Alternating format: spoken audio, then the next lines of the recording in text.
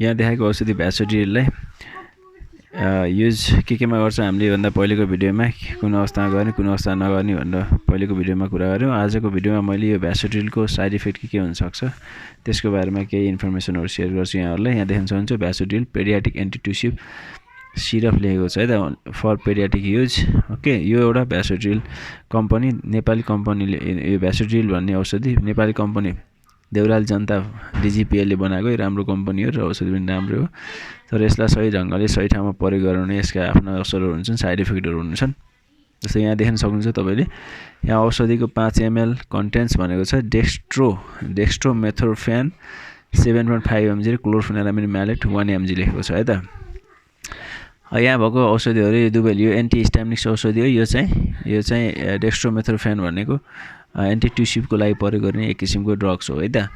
तपाईको क्लोरफेनारामिन भन्ने छ, क्लोरफेनारामिन एन्टिहिस्टामिनिक सेडेटिङ प्रोपर्टीको हुन्छ, झुम्म लगाउँछ र अर्को डेक्स्ट्रोमेथोर्फेनले पनि झुम्म लगाउने गर्छ। ओके, भन्छ यो औषधि खाएपछि बच्चा अलिकति झुम्म लागेको र सुत्नु निदाउन सक्ने हुन्छ है त। बच्चा चाहिँ स्लिपी निदाउँछ। ओके, निदाउँछ भनौं न, झुम्म लागेपछि बच्चा निदाउँछ है, निदाउन सक्छ।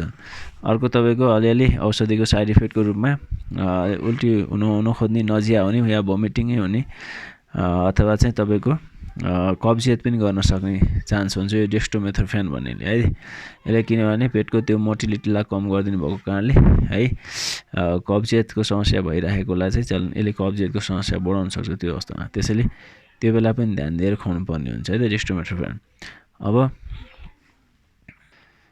औषधिलाई आफै खुसी त खानु राम्रो हुँदै हैन, किनभने यो औषधि एकदम केयरफुल्ली युज गर्नुपर्ने औषधि हो है त।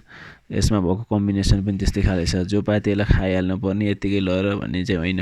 तर बच्चा रोग विशेषज्ञ पेडियाट्रिसियनलाई देखाएर अथवा अन्य डाक्टरलाई पनि देखाएर नजिकमा राम्रोसँग परामर्श गरेर आवश्यक प्रयोग खण्डमा मात्रै केही समस्या नहुने रहेछ जस्तो रहेछ भने बच्चालाई तब मात्र प्रयोग गर्नु चाहिँ राम्रो हो। त्यसैले चाहिँ सल्लाह गरेर मात्रै चिकित्सकसँग युज गर्नु न।